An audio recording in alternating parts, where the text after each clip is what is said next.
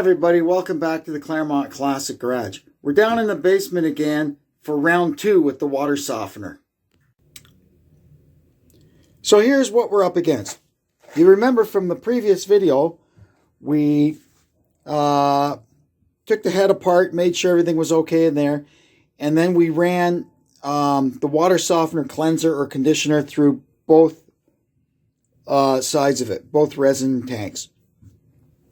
So what I found the last few days, it's been doing its thing, and it does everything mechanically works as it should now. It does its auto regens just like it should, but it just can't make it to the next regen without the water going hard.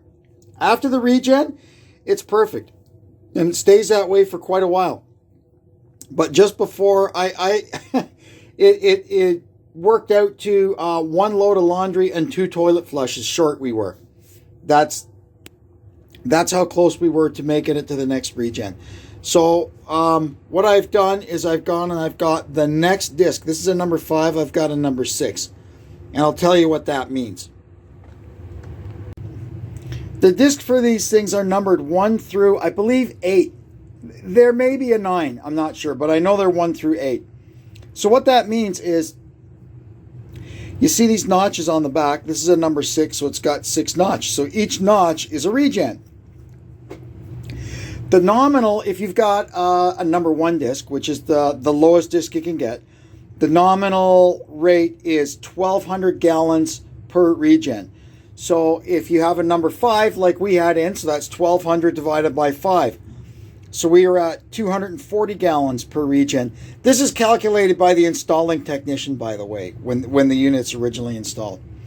So what we've done, we've got a number 6 disc that will shorten that by by exactly 20%. So we'll go to 200 gallons between regens. So we're going to do that now, and I'll show you how to do it.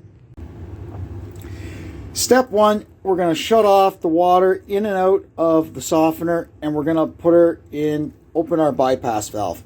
So we still have water flowing to the house. It'll be hard water, but at least there's water if somebody flushes a toilet or something. Next, we're going to take all these screws out, and you need to be careful.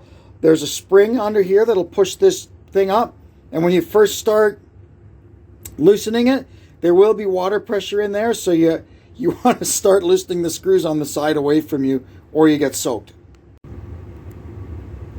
Alright, so we've got all our screws out.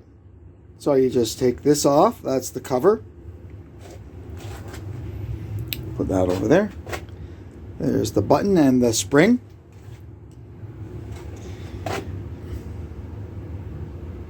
Here's our metering disc.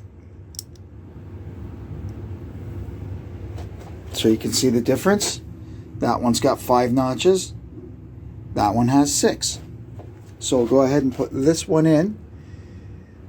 Now you got to watch that you catch that pawl there. You see how this works.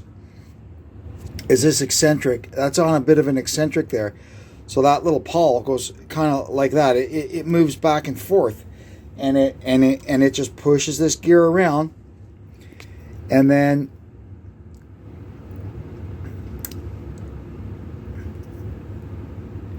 this one here below is the actual disc. Underneath there's a set of channels and stuff underneath that correspond with holes in the ceramic disc underneath that, which direct the water through the various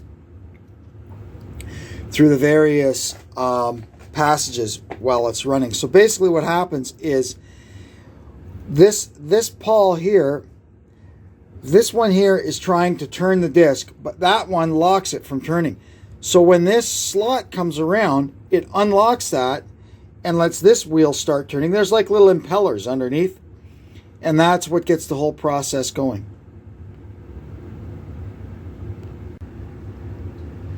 All right, we've got our number 6 disc in. So there's not much to putting it back together. That sits back on there. And then this guy goes on with that pin in that well.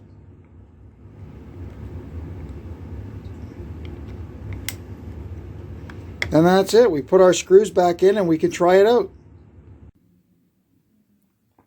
All right, our installation is complete. So now we're going to open everything back up. We'll close off the bypass valve. We'll open up these two. Good. And what we're going to do now, we're going to go into a forced regen. And that'll get us started from scratch again. There.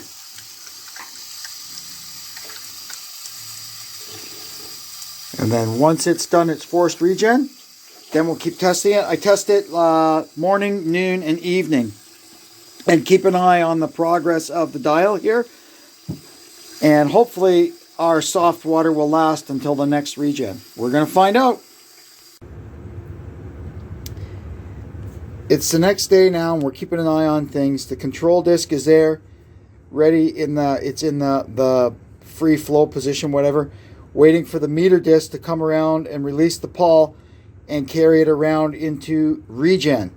So I tested the water this morning, and it's still good and soft. I'll continue testing it morning, noon, and evening until it goes into auto regen and make sure the water stays soft. We're on the other side of the first auto regen now, and it didn't go so well. We were way short of making it to the regen with soft water. So we're waiting now. That means one of these tanks is not working properly. I still haven't quite figured out how to figure out which one it's on. You know, I feel them for temperature because the water going through them is cold. But anyway, that's something to figure out later. So now we're just about ready to do the regen on the other one, and so far the water from it is really good.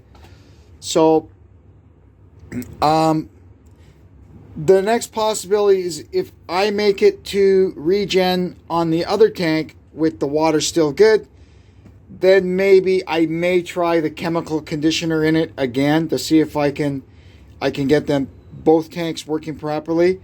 And failing that, the next step will be replacing the resin in here. You can do that. It costs about, I don't know, $200, $250 to buy everything to do it, versus, I mean, $3,000 to $4,000 for a new softener. A softener like this. I can buy an electric one for a lot less, but I kind of like the concept of how this one works, so I'd like to keep it. There's nothing wrong with it mechanically. It's just the resin is the problem. So I'll keep you updated on how we make out.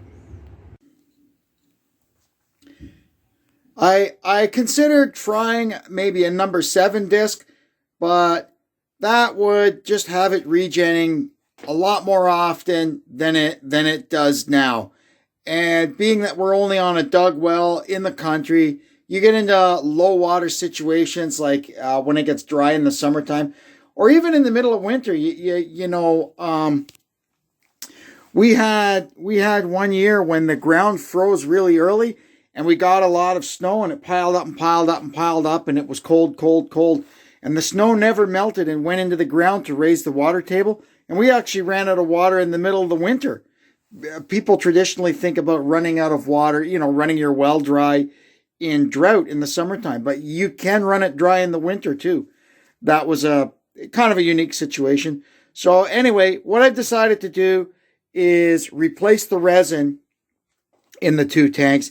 It makes the most sense. This thing is pretty old. The resin probably should have been changed many years ago, but we've gotten through till now with it. Had I been testing the water regularly, I may have found that this resin has been failing for quite some time, and it's just now come to a head where I actually noticed, mineral buildup on our taps and fixtures and stuff. It's only a matter of time till it starts wrecking things. And of course, had I heated my wife always complaining that the glasses coming out of the dishwasher had spots on them. We tried different soap and this, that, well, disregarding the obvious. Anyway, so the resin and the funnel to put it in are ordered. We shall, in the next video, be replacing it and trying that. Anyway, I guess that'll do it for now. In the next video, we're going to get into the guts of this thing and see if we can bring it back to life. It is an old unit, so I guess yeah, you never really know what the result will be, but knowing that it's working properly mechanically, it's just the stuff inside that really is the only answer at this point. Anyway, we'll catch back up with you then. And until then, stay warm. We're in the grip of the polar vortex again. So keep yourself warm, keep yourself safe, and we'll see you next time on the Claremont Classic Garage. Thanks for tuning in, and so long.